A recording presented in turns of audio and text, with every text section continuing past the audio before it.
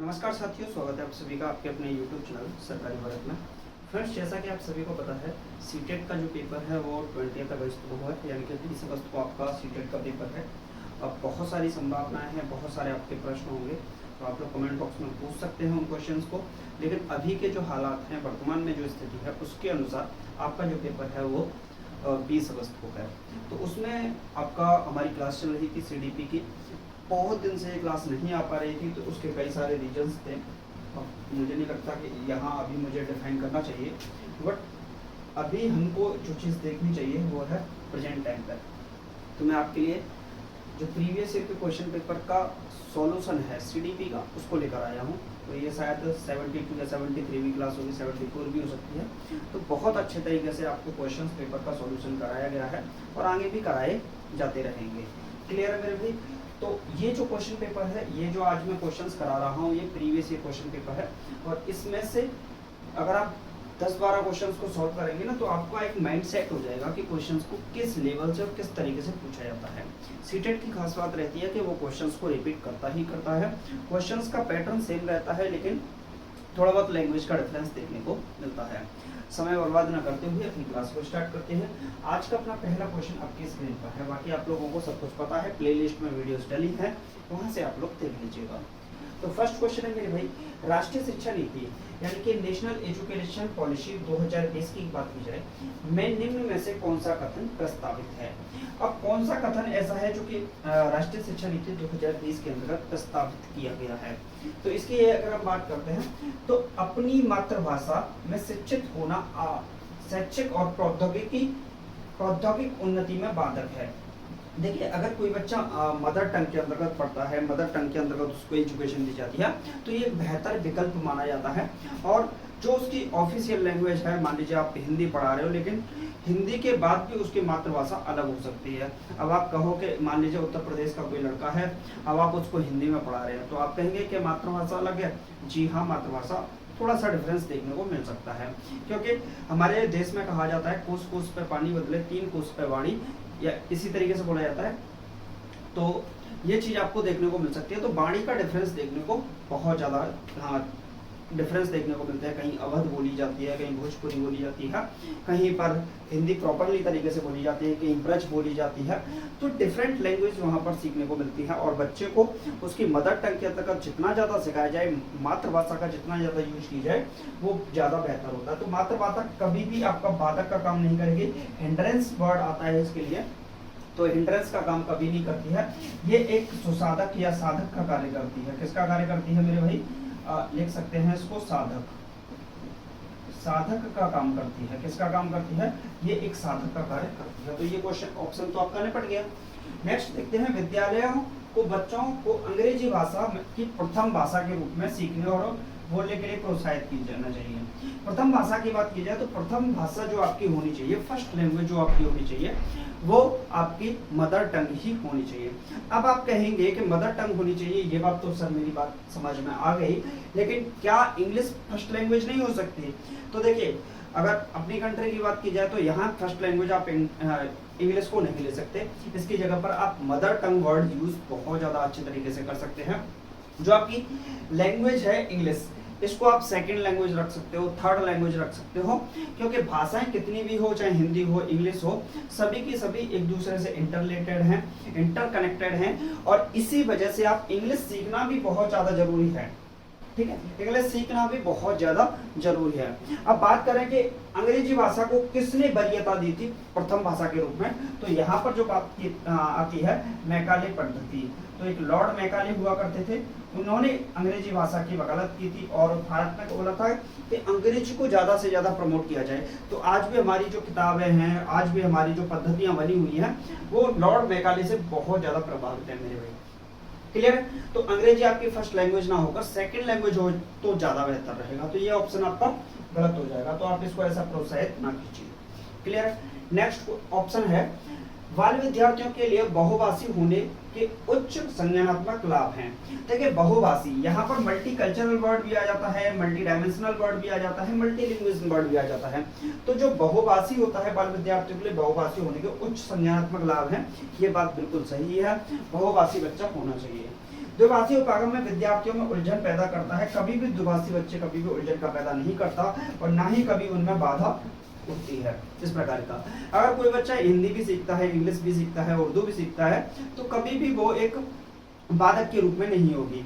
हिंदी और पंजाबी भी सीखता है, पंजाबी इंग्लिश भी सीख सकता है, तो वो बाधक का कार्य नहीं होगी, क्योंकि जितनी भी लैंग्वेज हैं हमारी वो सारी की सारी इंटर रिलेटेड हैं, इंटरकनेक्टेड हैं और बहुत ज्यादा बेहतर मानी जाती हैं। क्लियर है मेरे भाई? तो एक क्वेश्चन मैं आपके लिए भी छोड़ता हूँ, हालांकि ये ऑप्शन गलत हो गया, तो ऑप्शन नंबर 3 ये आपका सही होगा। अब आपके लिए एक क्वेश्चन मैं छोड़ता हूँ कि जो खरोष्टी लिपि है, देखिए भाषा के ही एक क्वेश्चन है ये, जो खरोष्टी लिपि है मुख्यतः तौर पर, अब आपका प्रश्न होगा दाएं से बाएं, बाएं से दाएं, मैं ऐसा प्रश्न कर ही नहीं रहा हूँ। खरोष्टी जो लिपि है वो मुख्यतः आपकी कहाँ पर बोली, कहाँ की लिपि है, इस पर कहाँ बल दिया गया था, तो मैं आपके लिए ऑप्शन भी छोड़ देता हूँ। इसके लिए अगर हम बात करें आपका खरोष्टी लिपि के लिए, तो आपका बिहार वाला जो क्षेत्र है उसकी बात कर सकते हैं, इसके बाद उत्तर प्रदेश की बात कर सकते हैं, और चलिए देश के अंदर पाकिस्तान की भी बात कर लेते हैं, और यहाँ अफगानिस्तान की भी बात कर लेते हैं। तो इनमें आपको बताना है कौन सा ज्यादा बेहतर सही होगा। क्लियर है मेरे भाई? चलिए नेक्स्ट क्वेश्चन की ओर चलते हैं। नेक्स्ट क्वेश्चन आपकी स्क्रीन पर है, इस क्वेश्चन का आंसर छापिए, और ये क्वेश्चन बहुत ज्यादा आसान है मेरे भाई, बहुत ज्यादा सरल सवाल है। क्वेश्चन है जेंडर भूमिकाएं हैं, जेंडर की जो भूमिकाएं होती हैं, जेंडर भूमिका जो होती हैं वो आपकी क्या होती हैं? अधिग्रहित व्यवहार, ये गलत कहना होगा, जनजात व्यवहार, ये हो सकता है जैविक संरचनाएं, ये हो सकता है आनुवंशिक निर्धारित। अब इसका आंसर आप लोग बताइए। जेंडर की जो भूमिकाएं हैं वो क्या है?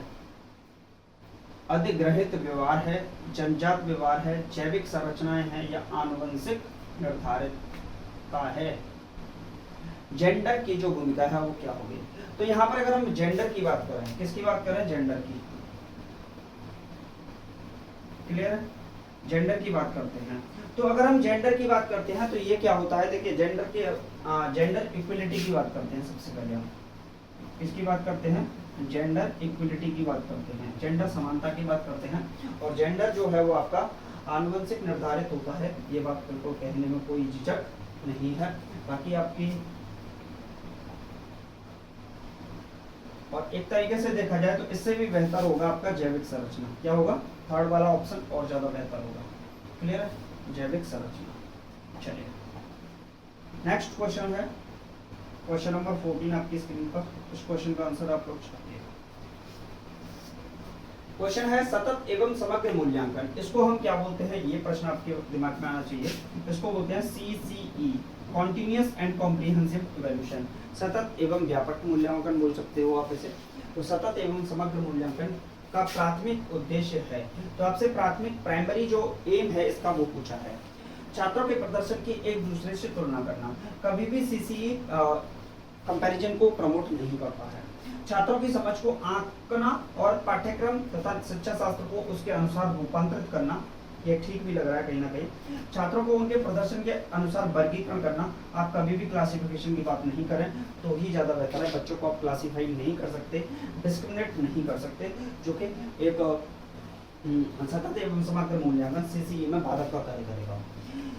छात्रों को किसी विषय में सफल या विफल घोषित करना। देखिए सफल या विफल घोषित करने से कुछ नहीं होगा, आप उनके अंतर्गत हीन भावना पैदा कर सकते हैं, इसके अलावा कुछ नहीं होगा। एक बच्चा कहेगा मैं तेरे से ज्यादा होशियार हूँ, एक बच्चा कहेगा मैं तेरे से कम होशियार हूँ, एक कहेगा ज्यादा होशियार हूँ, तो उनके अंतर्गत अलग अलग भावनाएं, अलग अलग चीजें देखने को मिल सकती हैं, जो कि सही नहीं होगा।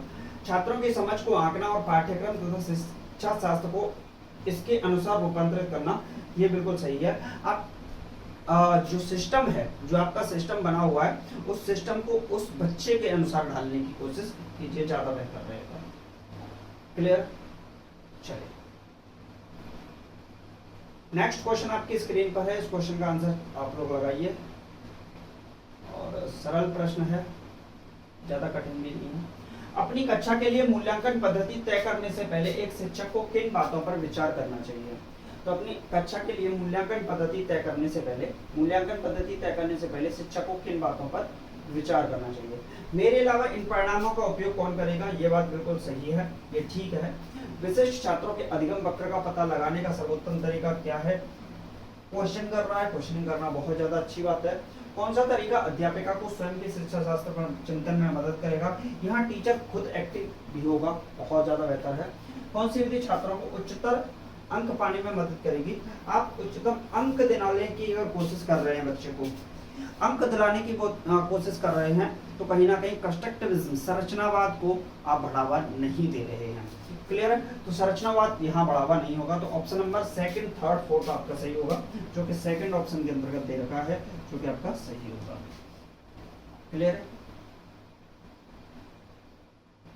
चलिए नेक्स्ट क्वेश्चन आपके स्क्रीन पर है। क्वेश्चन है समावेशी शिक्षा से अभिप्राय है। समावेशी शिक्षा, इंक्लूसिव क्लासरूम की बात की जाए तो एक ऐसा क्लासरूम जहां पर प्रत्येक वर्ग का बच्चा आकर पढ़ सके। प्रत्येक वर्ग का मतलब, इंक्लूसिव क्लासरूम का मतलब हो गया आर्थिक पृष्ठभूमि से आया हुआ बच्चा, आर्थिक पिछड़े वर्ग से आया हुआ बच्चा, अति पिछड़े वर्ग से आया हुआ अल्पसंख्यक बच्चा, हिंदू हो, मुस्लिम हो, क्रिश्चियन हो, फारसी हो, जैनी हो, बौद्ध हो, कोई फर्क नहीं पड़ता। बहुभाषी बच्चा, मल्टीलिंग्विज्म बच्चा होना चाहिए, वो भी आकर पढ़ सकता है। अमीर का बच्चा हो, गरीब का बच्चा हो, मतलब हर टाइप का बच्चा इंक्लूसिव क्लासरूम के अंतर्गत पढ़ सकता है और ये एक बेहतर क्लासरूम माना जाता है। आर्थिक रूप से कमजोर वर्ग ईडब्ल्यूएस का आरक्षण केवल सरकारी विद्यालयों में उपलब्ध करवाया जाए, ऐसा तो कहीं नहीं है। और आरक्षण सरकारी में ही क्यों उपलब्ध करवाया जाए, वो प्राइवेट के अंदर भी देखने को मिल जाता है। दिव्यांग छात्रों को सिर्फ विशेष विद्यालयों में शिक्षा देनी चाहिए। तो विशेष में अगर आप ऐसा उनके अंतर्गत कर रहे हैं तो वो एक दूसरे से ऊंच नीच देखने की भावना उनके अंदर देखने को मिल सकती है। आप दिव्यांग जो बच्चे हैं उनको भी आप क्या कर सकते हैं, सभी बच्चों के साथ बैठा सकते हैं और उनसे भी आप कह सकते हैं, आप भी कर सकते हो। सरकारी विद्यालयों में केवल केवल केवल वर्ड गलत कर देता है। अंग्रेजी भाषा इकाई में पढ़ाई जाए तो फिर हिंदी का क्या होगा, चूरन बना के कतारे खाओगे, क्या बात है यार। योग्यता से परे होकर सभी बच्चों को गुणवत्तीय शिक्षा उपलब्ध करवाई जाए, ये सही बात है। योग्यता से परे होकर सभी बच्चों को आप क्या कीजिए, गुणवत्तीय शिक्षा उपलब्ध करवाई जाए, जो कि बेहतर मानी जाती है। तो फोर्थ ऑप्शन इस सवाल का सही जवाब होगा। चलिए भाई नेक्स्ट क्वेश्चन आपकी स्क्रीन पर है, इसका आंसर लगाइए। पढ़ाते समय एक शिक्षक को पाठ्य सामग्री को दर्शाने के विभिन्न तरीके अपनाने चाहिए। बात तो बिल्कुल सही है भाई। पाठ्य सामग्री पढ़ाते समय एक शिक्षक को पाठ्य सामग्री को दर्शाने के विभिन्न मल्टीपल एस्पेक्ट में बच्चों को सिखाओ, डिफरेंट ऑप्शंस के थ्रू सिखाओ, मल्टीपल ऑब्जेक्ट्स का यूज करो, जो मटेरियल है उसका यूज करो। इससे क्या होगा, उनके अंदर एक्टिविटी पैदा होगी, एक्टिवली बच्चा पार्टिसिपेट कर पाएगा, सक्रिय भूमिका निभा पाएगा, सक्रिय भागीदारी भी होगी उसकी, जो कि उसके लिए बेहतर होगी। शिक्षक को अधिगमकर्ताओं की विविध आवश्यकताओं हेतु अपनी शिक्षा शास्त्र को उनके अनुकूल बनाना चाहिए। आप सिस्टम को उनके अनुकूल बना रहे हैं तो बहुत अच्छा है भाई। ए और आर दोनों सही हैं, आर ए की सही व्याख्या कर रहा है, ये भी बात बिल्कुल सही होगी। क्लियर? चलिए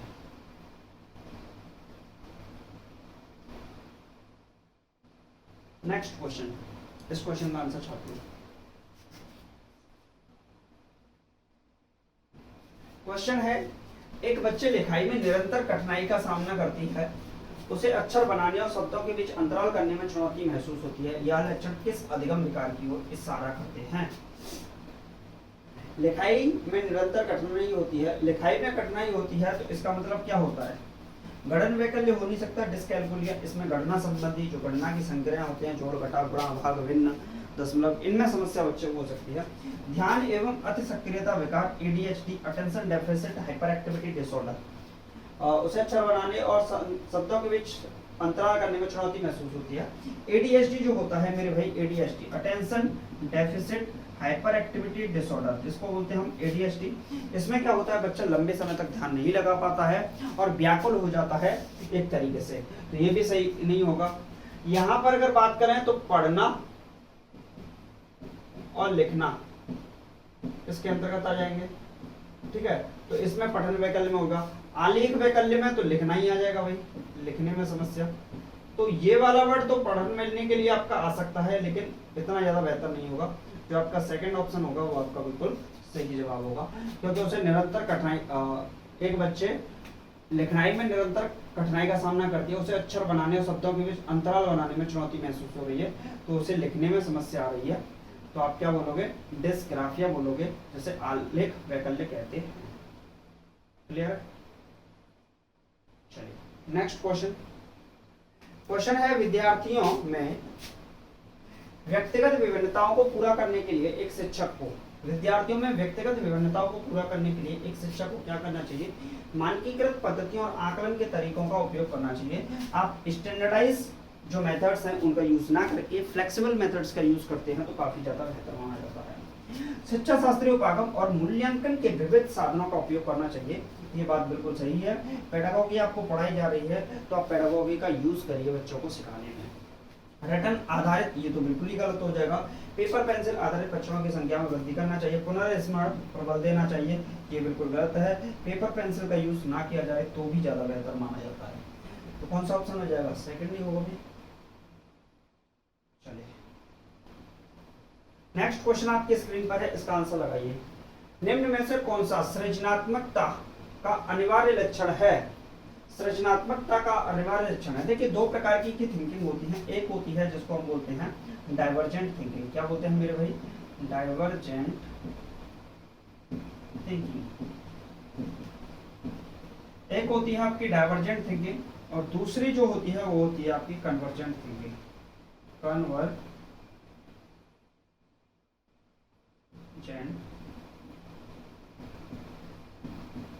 थिंकिंग। अब डाइवर्जेंट थिंकिंग क्या होती है, कन्वर्जेंट थिंकिंग क्या होती है, इसको समझिए। मान लीजिए कोई प्रॉब्लम है और इस प्रॉब्लम को सॉल्व करने का अगर एक ही तरीका, एक तरीके से मैंने जैसे पूछा आपसे भारत की राजधानी क्या है, क्या पूछा मैंने आपसे पूछा भारत की राजधानी क्या है, ठीक है। तो आपने बोला सर भारत की राजधानी अब आपका दिल्ली है, तो ये किसके अंतर्गत आ जाएगा? एक तरीके से अभिसारी चिंतन के अंतर्गत, अभिसारी चिंतन के अंतर्गत आ जाएगा। लेकिन मैंने आपसे प्रश्न किया कि प्रदूषण को कम करने के उपाय बताइए, तो आप अपने नए उत्तर देंगे। तो ये आपका डाइवर्जेंट थिंकिंग के अंदर, जहां मनन करने की जरूरत पड़ जाए, जहां चिंतन करने की जरूरत पड़ जाए, किसी एक प्रॉब्लम को डिफरेंट एस्पेक्ट में, डिफरेंट वेज में सॉल्व किया जा सके, वो क्या कहलाएगी? आपकी अपसारी चिंतन कहलाता है मेरे भाई, जिसको हम क्या कहेंगे? डाइवर्जेंट थिंकिंग का नाम देते हैं। ये क्वेश्चन काफी ज्यादा पूछा जाता है, हर साल आता है, और ऐसा होता नहीं है कि ये प्रश्न ना आता हो। तो आप लोगों को इस पर ध्यान देने की भी जरूरत है। बाकी आप जाने, आपका काम जाने। क्लियर? नेक्स्ट क्वेश्चन है, छोटे बच्चे ज्ञान की संरचना और अर्थ किस प्रकार निकालते हैं?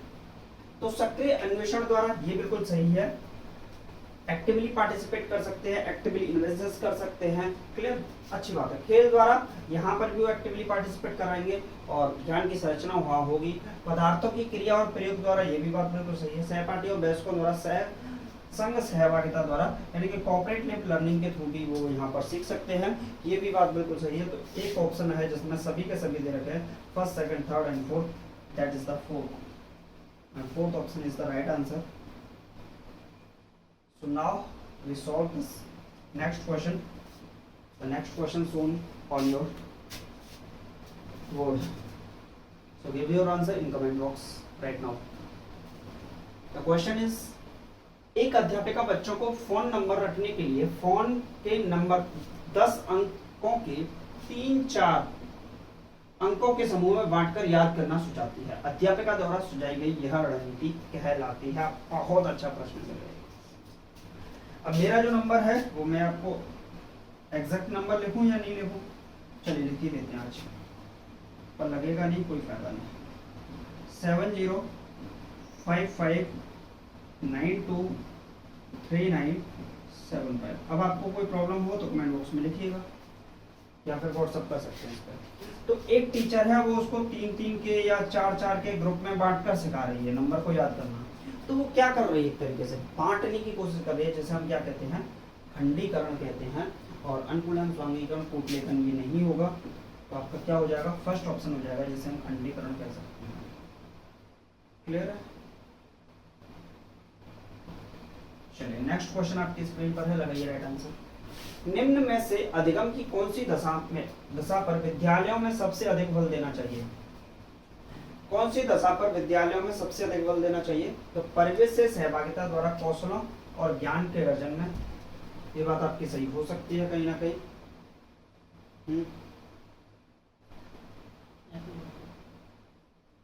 परिवेश से सहभागिता द्वारा कौशलों और ज्ञान का अर्जन करने में ये बात हो सकती है, क्योंकि पूछा गया है अधिगम की कौन सी दशा पर विद्यालयों में सबसे अधिक बल देना चाहिए। तो विषय वस्तु को रटंत विद्या पर कभी नहीं बल देना चाहिए, क्योंकि रटंत विद्या फलंत नहीं, आपने बचपन से ही सुना होगा। रोट मेमोराइजेशन की जब भी बात की जाएगी, इमिटेशन की बात की जाए, नकल की बात की जाए, अनुकरण की बात की जाए, तो ये आपका आंसर गलत ही कर देता है कहीं ना कहीं। यहाँ पर दूसरों के निष्क्रिय अनुकरण, देखिए अनुकरण तो होना ही नहीं चाहिए, वो भी फिर निष्क्रिय है।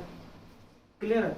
तो ये तो बहुत ही हो गया, मतलब एक्टिवली होना चाहिए, पैसिवली नहीं होना चाहिए, जो कि आपका बेहतर नहीं होता है। उद्दीपन अनुक्रिया संबंधों द्वारा व्यवहार का अनुबंधन, ये भी बात इतनी ज्यादा ठीक नहीं है, लेकिन यहाँ बात की जाए परिवेश से सहभागिता द्वारा कौशलों और ज्ञान का अर्जन करना, ये बिल्कुल सही माना जाता है। जो ज्ञान का अर्जन है वो कोऑपरेटिव थ्रू होना चाहिए, कोऑपरेटिव लर्निंग के थ्रू होता है, तो बहुत ज्यादा बेहतर माना जाता है। कोऑपरेटिव लर्निंग का मतलब हो गया आप सहपाठी के द्वारा, सहभागिता के द्वारा सीख रहे हैं कहीं ना कहीं, जो कि आपके लिए बेहतर माना जाता है।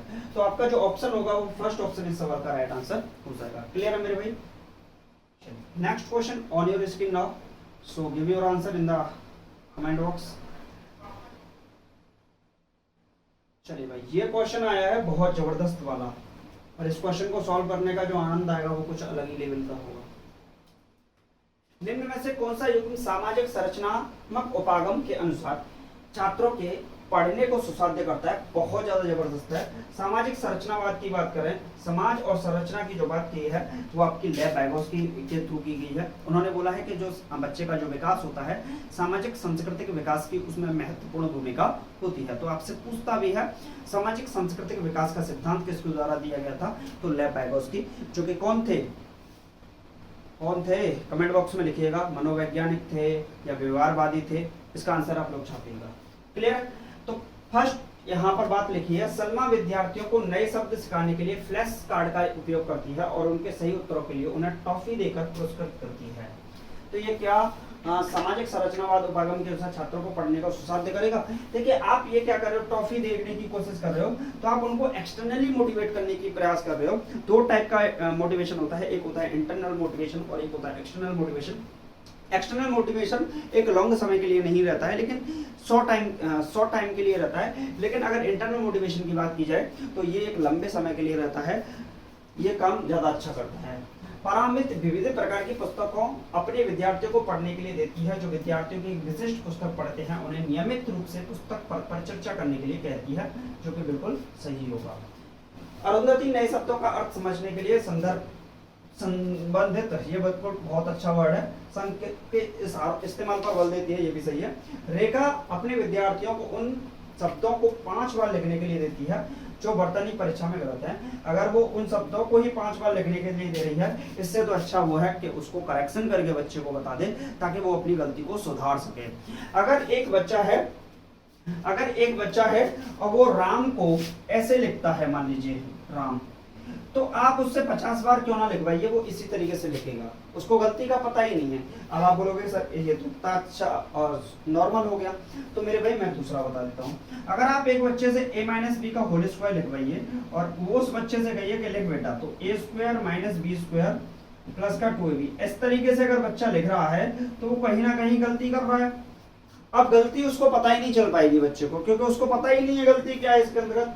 तो कहने का मतलब ये है कि अगर वो गलती कर रहा है तो आपको बताना ही पड़ेगा। ऐसा नहीं कि बेटा बार बार लिख के बता दूं, कभी तो सही करेगा।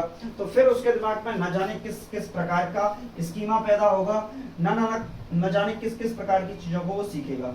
ठीक है, इससे अच्छा तो ये है कि उसको सही बताया जाए। और यहाँ तो स्पेशली वर्तनी की बात की गई है, तो वर्तनी तभी यूज कर पाओगे। तो ऑप्शन नंबर 2 और 3 आपका सही हो जाएगा, जो कि ऑप्शन नंबर 3 में दे रखा है, 2 and 3 is the right answer. चलिए भाई नेक्स्ट क्वेश्चन आपकी स्क्रीन पर है, राइट आंसर छापिए। एक शिक्षक होने के नाते आप अपने छात्रों में समस्या समाधान क्षमताओं को किस प्रकार सुसाध्य कर सकते हैं? डर की भावना उनके अंतर्गत कभी मत पैदा करो। अटल तरीके से समस्याओं के हल हेतु अटल तरीके से इस्तेमाल को बढ़ावा देकर, समरूपों के इस्तेमाल को बढ़ावा देकर, निष्क्रिय रटन तो होना ही नहीं चाहिए। अटल तरीके से ये स्थिरता की बात दर्शा रहा है। समरूपों के इस्तेमाल को बढ़ावा देकर, समरूप ये तो भाई बहुत ज्यादा गलत हो जाएगा। एक शिक्षक होने के नाते आप छात्रों की समस्या समाधान क्षमताओं को किस प्रकार सुसाध्य कर सकते हैं? समरूपों के इस्तेमाल को बढ़ावा देकर, समस्याओं के हल हेतु अटल तरीके के इस्तेमालों का प्रयोग देकर। ये इतना ज्यादा बेहतर तब ना हो के, चलिए इसका आंसर आप लोग चेक करिएगा और कमेंट बॉक्स में छापिएगा। क्लियर है? तो इसका आंसर हम आपके लिए छोड़ते हैं। बाकी आप लोग अभी तक चैनल को सब्सक्राइब वगैरह नहीं किया तो कर लीजिएगा, क्योंकि ये आपके लिए काम आएगा। नोटिफिकेशन वगैरह मिलते रहते हैं ताकि आप लोग क्लासेस को देख पाएंगे और अच्छे तरीके से, बेहतर तरीके से अपनी तैयारी भी कर पाएंगे। बाकी फिर मिलते हैं नेक्स्ट वीडियो में कुछ इसी प्रकार के क्वेश्चंस के साथ। और जय हिंद जय भारत। नज़दीक है आपका एग्ज़ाम, तो उसकी तैयारी करते रहिए। Thank you for watching this video.